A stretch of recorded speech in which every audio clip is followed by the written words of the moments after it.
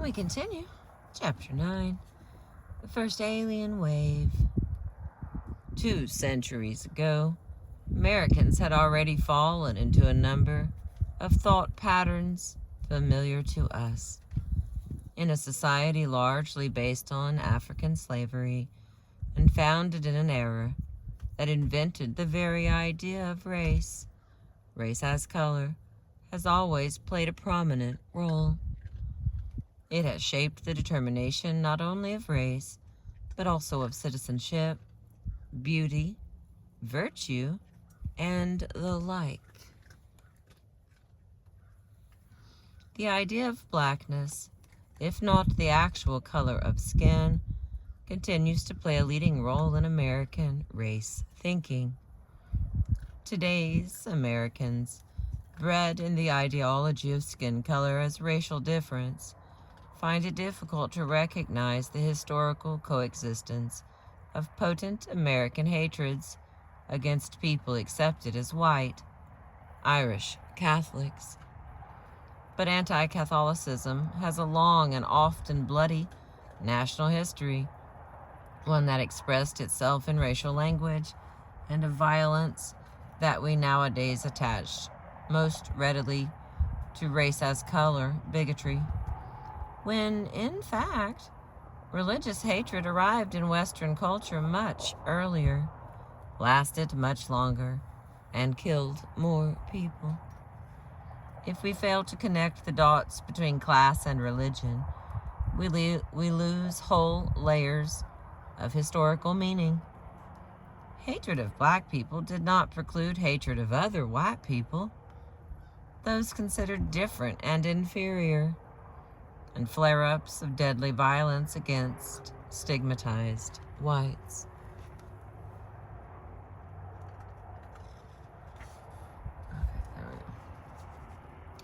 By 1850, a prideful Saxon-American juggernaut was elevating Protestant Americans above Catholics of all classes and provenance. Obviously, Irish Catholics were white, and especially in the South, white enough to hold themselves above black and Chinese people in the name of whiteness. As Celts, however, the poor Irish could also be judged racially different enough to be oppressed, ugly enough to be compared to apes, and poor enough to be paired with black people. Before about 1820, most Irish immigrants had been Protestants from the north of Ireland, fairly easily incorporated into American society as simply Irish. On the other hand, Irish Catholic immigration, while moderate before 1830, had now and then drawn Federalist and then Whigs toward nativist rhetoric, prompting the Protestant Irish to term themselves Scotch Irish, as distinguished from Catholics. And after 1830, as hardship in Ireland pushed the poor to America in growing numbers, opposition to them and their religion grew. To understand this antagonism, we need some historical background.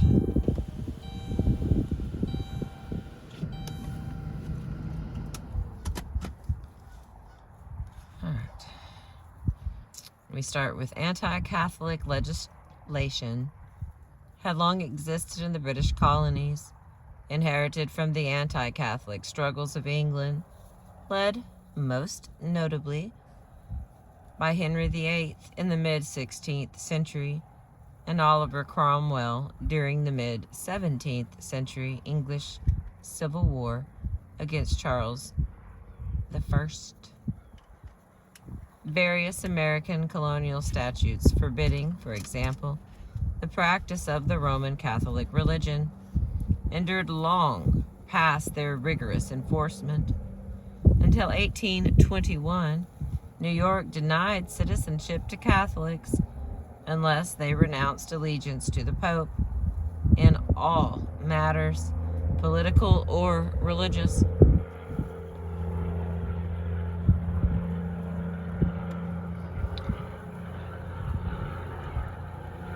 In Massachusetts, all persons, Catholic and Protestant alike, were taxed to support state-sponsored Protestant churches until 1833.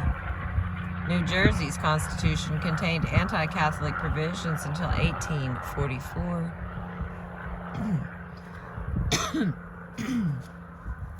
When Ireland's potato famine came to a crisis in the 1830s and 1840s, it turned the starving Irish into a sort of perverse tourist attraction. Intellectuals of all sorts, including Alexis de Tocqueville, Gustave de Beaumont, and Thomas Carlyle, sailed to Ireland to see for themselves whether such gut-wrenching reports could possibly be true. After their visit to the United States, Beaumont and Tocqueville toured Ireland and recorded their impressions. Tocqueville's notes remained in manuscript until the mid-20th century, but Beaumont published his study as Ireland, Social, Political, and Religious in 1839. Before his time in Ireland, Beaumont had figured that parallels between American people of color and the Irish poor would make good sense. Thinking he had seen unmatched degradation in the United States, he considered Indians and Negroes the very extreme of human wretchedness. He was astonished to see in Ireland the worst of both American worlds. The impoverished Irish lacked the freedom of the Indian, as well as the slave's relative security. Consequently, Irish misery formed a type by itself, of which neither the model nor the imitation can be found anywhere else. At bottom, Ireland lacked other countries' varied histories, in which poor and rich played a part. For Beaumont, as for many others, unable to see beyond the famine, Ireland had only a single essence. The history of the poor is the history of Ireland. Beaumont located the roots of the curse of Ireland in its history of pernicious British policy.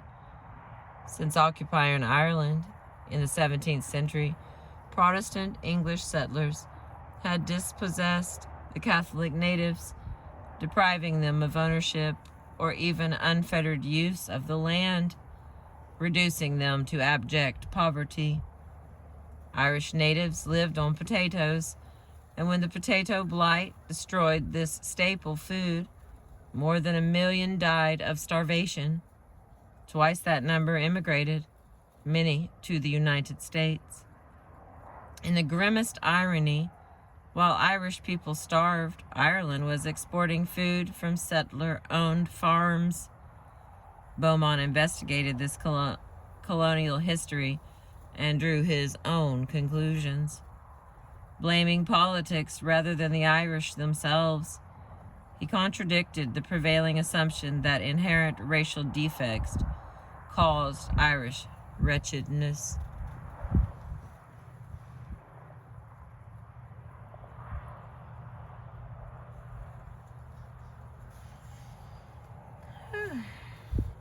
According to the 19th century popular wisdom and anthropological science, the Irish were Celts, a particular race separate from and inferior to the Anglo-Saxon English. Beaumont's enlightened views would ultimately prevail, but at the time they found few supporters among the Western world's theorists. Thomas Carlyle, born in 1795, the most influential essayist in Victorian England, held the racial deficiency view, having fled Ireland's scenes of destitution in disgust after brief visits in 1846 and 1849. In one cranky article, he called Ireland a human dog kennel. From his perch in London, Carlyle saw the Irish as a people bred to be dominated and lacking historical agency. He took it for granted that Saxons and Teutons had always monopolized the energy necessary for creative action. Celts and Negroes, in contrast, lacked the vision as well as the spunk needed to add value to the world. Pushing the analogy further, Carlyle played on the anti-slavery question. Here's his quote. "Am I not a man and a brother?" But whereas the abolitionist query stresses the brotherhood of man, Carlyle refashioned the question to denigrate the oppressed in his essay titled The Present Time, first of several splendic latter-day pamphlets, 1850. Splenetic. Yeah, splenetic. These words. Latter-day Pamphlets is the title of it. Is put out in 1850. He asks, "Am I not a horse and a half-brother?" Then juxtaposes black Jamaica and white Connemara as our black West Indies and our white Ireland. The, quote, sluttyish, starving, unquote, Irish remind him of shiftless, emancipated Negroes in the West Indies. More quoting of his. "A black Ireland, free, indeed, but an Ireland, and black," with the exclamation point. That was all his quotiness. Here we go. Carlyle was hardly singular in turning the Irish into animals. Forgive me. A younger British Teutonist, the Oxford professor Charles Kingsley termed the poor Irish white chimpanzees. Robert Knox in Scotland considered intermarriage between Saxon and Celts as much contrary to natural law as unions between Saxons and Hottentots. By the mid-1840s, as 2 million desperate Irish immigrants poured into the northern port cities of the United States, a backlash had developed. The Native American Party had appeared in New York City in 1835, and a number of anti-Catholic journals and organizations followed in New York and New England. Samuel F.B. Morse, father of the American Telegraph, and Lyman Beecher, Yale-educated Presbyterian minister and father of the novelist Harriet Beecher Stowe, and the Reverend Henry Ward Beecher, published slashing denunciations of Catholicism. Morris's work carried windy titles like "Foreign Conspiracy Against the Liberties of the United States and Imminent Dangers to the Free Institutions of the United States through Foreign Immigration and the Present State of the Naturalized Law by an American." Yes, that was the whole title.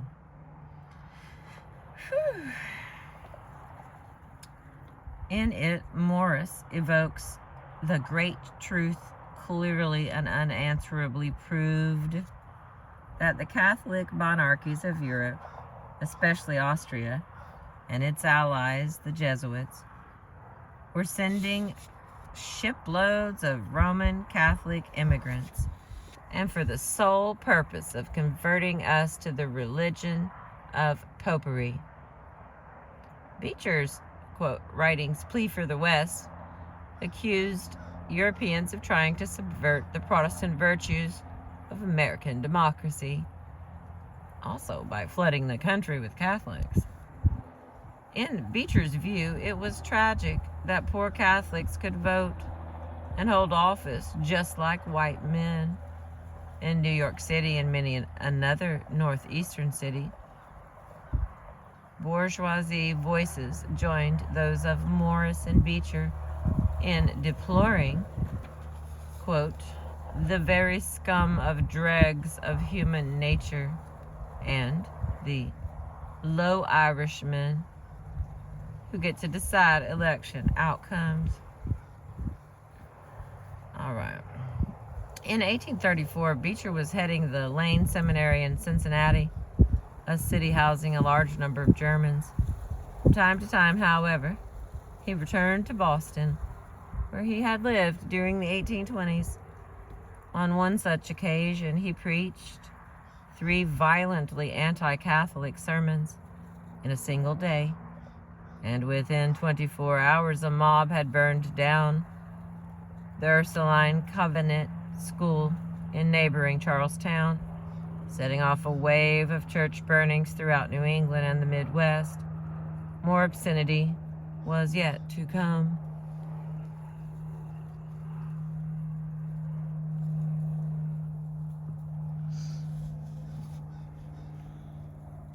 After serial publication in 1835, the sensational, pornographic, here's the title of this, Awful Disclosures of Maria Monk, The Hidden Secrets of a Nun's Life in a Convent Exposed, appeared in a book form in 1836 and went on to sell some 300,000 copies by 1860. Let me just say, wow. Second only to Uncle Tom's Cabin, Awful Disclosures of Maria Monk became antebellum America's most popular book. Wow. A Canadian born in 1816, Monk begins her expose by explaining, and here is her quotations. One of my great duties as a nun was to obey the priests in all things, and this I soon learnt, to my utter astonishment and horror, was to live in the practice of criminal intercourse with them. Monk vividly describes priests' rape of nuns, the murder of the offspring, and the beating to death of recalcitrant nuns. Monk's story traced just one example of a favorite plot, the escaped nun's tale, a more or less graphic depiction of a former Protestant girl seduced by a priest. Such books pictured the Catholic Church as inherently sexually immoral. Not only were Catholics not Protestant, they drank liquor, partied on the Sabbath, and had near constant sex, especially in their convents and churches. Although investigations quickly disproved Monk's allegations, the book excited nativists as much as later abolitionist descriptions of sex between masters and slaves. Failing to capitalize on her literary fame, Monk disappeared into the urban underworld and died in 1839, a poor, obscure, and abandoned single mother.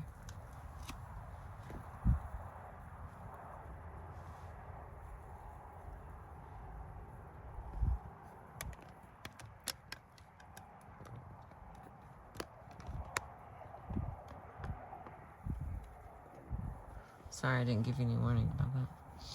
All right. While Monk's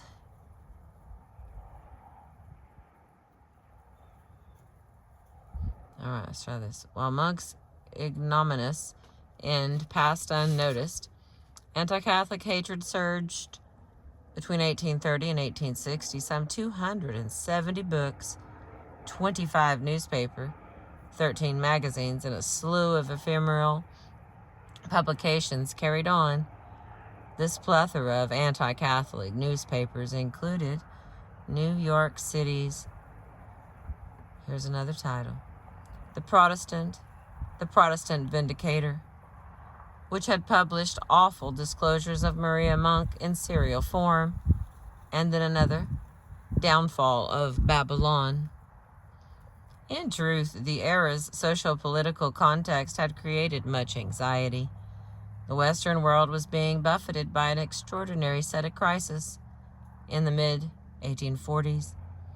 In France, Germany, Italy, and Central Europe, political unrest, spurred by widespread unemployment and poverty, culminated in revolution in 1848. Such uprisings crystallized the thinking of writers eager to interpret class conflict as race war. In France, Arthur de Gobineau wrote his essay on the inequality of races, published in the mid-1850s. Robert Knox, in London, published his mean-spirited lectures on race in 1850 as Races of Men, a Fragment. The Revolutionary Year of 1848 also generated unrest among educated women and workers. The first conference of women's rights took place in Seneca Falls, New York. In Great Britain, Chartists advocating workers' rights and the universal male suffrage presented their third and last People's Charter to the House of Commons. Okay, so here's what all that means. Got a little note at the bottom. Chartists had submitted to the first People's Charter petition to the House of Commons in 1839, an action that Thomas Carlyle, moving away from his earlier sympathy with working people, answered with an influential pamphlet titled Chartism that expressed doubt that the needed reforms would ever be enacted. The second People's Charter, bearing 3 million signatures, was submitted in 1842. Subsequent confrontation with police had led to 24 deaths. The House of Commons rejected all 3 petitions. By the 1840s, Carlyle was expressing downright contempt for democracy. As Chartism was dying and revolutionary sentiment strengthened throughout Europe, the Irish situation grew ever more desperate. Ireland attracted the most attention in English-speaking lands, but continental Europe, where background conditions were similar, was sending distressed immigrants to the United States for German-speaking lands. Central Europeans were fleeing reactionary politics and the poverty caused not only by industrialization's displacement of hand workers, but also by failed harvests of wheat, wine, and potatoes. Such an upsurge of hard-pressed immigrants alarmed the U.S. government. For the first time, it answered the need to tabulate just how many desperate people were entering the country. 1850, the first immigrant census. The U.S. Census of 1850 was the first to collect statistics on immigrants. In a total population of 23,191,876, some 2,244,600 were deemed immigrants. Among them, 379,000 from Great Britain, 584,000 from Germany, and a whopping 962,000 from Ireland. In the years of the hardships in Western Europe, especially 1845 through 1855, 1,343,000 came from Ireland, and 1,011,000 came from the German-speaking lands.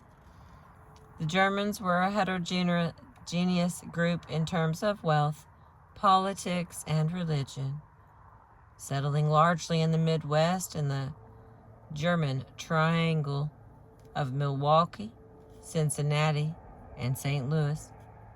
They stirred relatively little controversy compared with the outcry against the Irish. For one thing, German Americans had been blending into Protestant white American life since before the Revolution, and many had climbed to the top of the nation's economic ladder.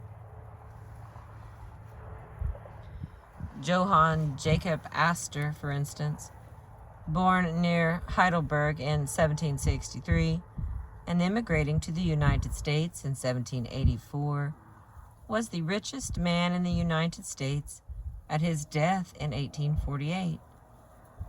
In the 19th century, the radical Republican Carl Schurz and the railroad magnate Henry Villard also presented a certifiably loyal image of middle and upper class German Americans. Got a little note about him. Carl Schurz, born in 1829 through 1906, a Union Army general during the Civil War and a U.S. Secretary of the Interior, was the first German American to serve in the U.S. Senate. Henry Villard, born 1835 through 1900, born Frederick Heinrich Gustav Hildegard, married Helen Garrison, the daughter of the abolitionist William Lloyd Garrison. Their son Oswald Garrison Villard became a leading liberal journalist, publisher of The Nation, in the early 20th century. I felt like that was important for us to know. Not saying that I agree or disagree. It's the book I read to you. Alright, Schurz had joined hundreds of other Germans turning to the United States after the failed revolutions of 1848. A taint of radicalism might dog them locally, but only sporadically did German radicalism raise the alarm on a national scale. The Catholic Irish were something else entirely. Some 50,000 Irish lived in Boston by 1855, making the city one-third foreign-born, titled the Dublin of America. There they found low-paying work in manufacturing, railroad and canal construction, and domestic service. Before long, Irishmen had gained a sorry reputation for mindless bloc voting on the Democratic, the Southern-based and pro-slavery ticket, and also for drunkenness, brawling, laziness, pauperism, and crime. All these defects attached to the figure of the Paddy. When Ralph Waldo Emerson, the leading American intellectual before the Civil War, casually referred to the poor Irishmen as Paddies, he grew upon stereotypes of improvidence and ignorance as old as Sir Richard Steele's 1714 description of poor Paddy, who swears his whole week's gains away. As a young minister in the late 1820s, Emerson posited a multitude of inferior peoples that included Irish Catholics. Cataloging the traits of backward races, he set stagnation atop the list, as though stagnation ran in the blood of human beings. Over the years, Emerson's cast of incompetent races would rotate indiscriminately around the globe, but two peoples nearly always figured, the African and the Irish. In a very early musing, Emerson actually expels the Irish from the Caucasian race. And here's what he writes. I think it cannot be maintained by any candid person that the African race have ever occupied or do promise ever to occupy any very high place in the human family. Their present condition is the strongest proof that they cannot. The Irish cannot. The American Indian cannot. The Chinese cannot. Before the energy of the Caucasian race, all the other races have quelled and done obeisance. That was in 1829. Nothing had changed by 1852, when Emerson then wrote, "The worst of charity is that the lives you are asked to preserve are not worth preserving. The calamity is the masses. I do not wish any mass at all, but honest men only, facultied men only, lovely and sweet and accomplished women only, and no shovel-handed Irish, and no 5 Points, or St. Gillies, or drunken crew, or mob, or stockingers, or 2 millions of paupers receiving relief miserable factory population, or lazzaroni at all. Wasn't he a sweetheart? Here we have the heart of Emerson's view of the poor, typified by the Irish. After the failure of the Hungarian Revolution in 1848 and Lajos Kossuth's triumphant tour as a hero in exile, Emerson found a way to view the Hungarian situation through an Irish lens. Here's some more of his words. The Paddy period lasts long. Hungary, it seems, must take the yoke again, and Austria and Italy and Prussia and France. Only the English race can be trusted with freedom. Emerson pontificated against Central Europeans as well as the Irish. Here's some more of his brilliance. Races. Our idea, certainly, of Poles and Hungarians is little better than that of horses recently humanized. Emerson would probably not have been surprised that Polish jokes abounded in the late 20th century. Certainly during his time, Paddy jokes amused the better classes, having been recycled from 18th century English jester books. This one about the two sailors on a dumb Irishman lived for more than a century. Oh, here we go. How are we doing? We're just halfway. Okay. Hang on, let me get a little sip, because I was about to tell us an old joke. Let me make sure I'm ready to go. Okay, here we go. Here I go again. Two sailors, one Irish and the other English, agreed reciprocally to take care of each other in the case of either being wounded in an action then about to commence. It was not long before the Englishman's leg was shot off by a cannonball, and on his calling Paddy to carry him to the doctor, according to their agreement, the other very readily complied. But he had scarcely got his wounded companion on his back when a second ball struck off the poor fellow's head. Paddy, who through the noise and disturbance had not perceived his friend's last misfortune, continued to make the best of his way to the surgeon. An officer, observing him with a headless trunk upon his shoulders, asked him where he was going. "To the doctor," said Paddy. "The doctor?" said the officer. "Why, you blockhead, the man has lost his head."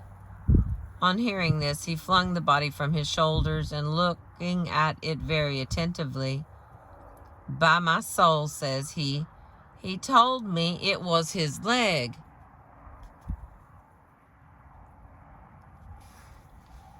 Today, the web offers a profusion of updated Paddy jokes, such as this one featuring the American golfer Tiger Woods. Taking a wee break from the golf circuit, Tiger Woods drives his new BMW into an Irish gas station. An attendant greets him in typical Irish manner, unaware who the golf pro is. "Top of the morning to you." As Tiger gets out of the car, 2 teas fall out of his pocket. "So what are those things, my son?" asks the attendant. "They're called teas," replies Tiger. "And what would you be using them for now?" inquired the Irishman. "Well, they're for resting my balls on when I drive," replied Tiger. "Oh, Jesus, Mary and Joseph," exclaimed the Irish attendant. "Those fellows working for BMW think of everything." And that's that. Okay, cartoons played an important role in reinforcing the Paddy stereotype. Frequently ape-like, always poor, ugly, drunken, violent, superstitious, but charmingly rascally, Paddy and his ugly, ignorant, dirty, fecund, long-suffering Bridget differed fundamentally from visual depictions of sober, civilized Anglo-Saxons. Here's an example of contrasted faces. Most Paddy phrases, such as Paddy Doyle for a jail cell, in a Paddy for being in a... Hang on, let me show you this picture. There's our picture. looks clear. Hope it is. Most Paddy phrases, such as Paddy Doyle for a jail cell, in a Paddy for being in a rage, Paddyland for Ireland, and Paddy for a white person, have lost currency in today's vernacular. Only Paddy Wagon endures to link Irishmen to the American criminal class. American visual culture testifies to a widespread fondness for likening the Irishman to the Negro. No one supplied better fodder for this parallel than Thomas Nast, the German-born editorial cartoonist for Harper's Weekly in 1876. For instance, Nast pictured stereotypical Southern freedmen and Northern Irishmen as equally unsuited for the vote during Reconstruction after the American Civil War. It's called the ignorant vote. Here's another one of those glorious pictures. All right.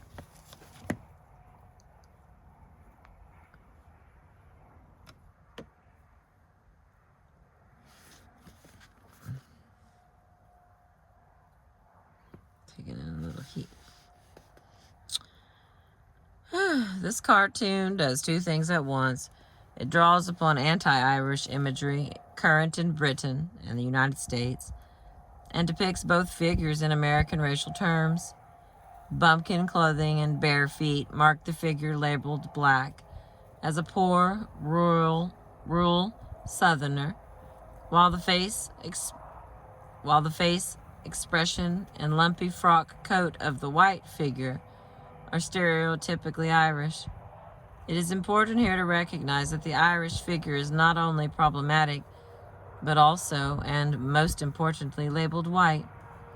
Nast drew for a Republican journal identified with the struggle against slavery. However, figures on the other side of the slavery issue could just as easily draw the black-Irish parallel.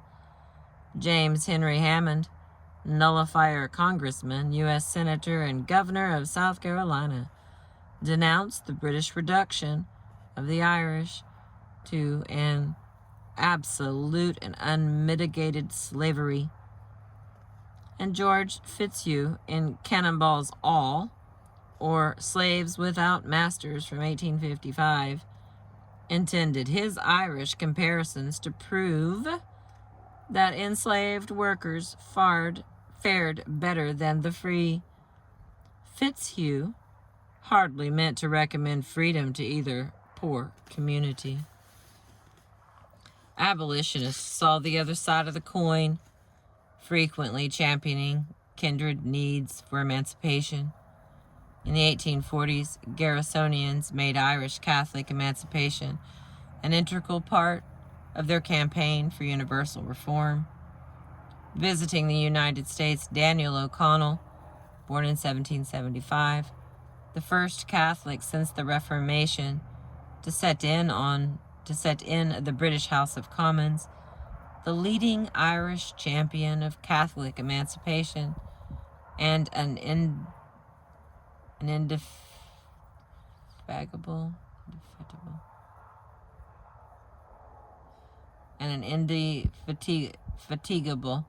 campaigner for Irish independence, saw the needs of starving Irish and enslaved blacks as analogous. The American abolitionists Wendell Phillips and Frederick Douglass adopted the same rhetorical ploy. In a visit to Ireland in the famine years of 1845, Douglass likened the circumstances of Ireland's poor to those of enslaved black people. Such a tragic physiognomy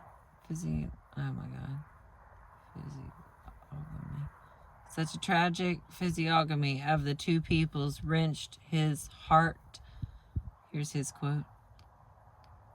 The open, uneducated mouth, the long, gaunt arm, the badly formed foot and ankle, the shuffling gait, the retreating forehead and vacant expression, and their petty quarrels and fights, all reminded me of the plantation and my own cruelly abused people.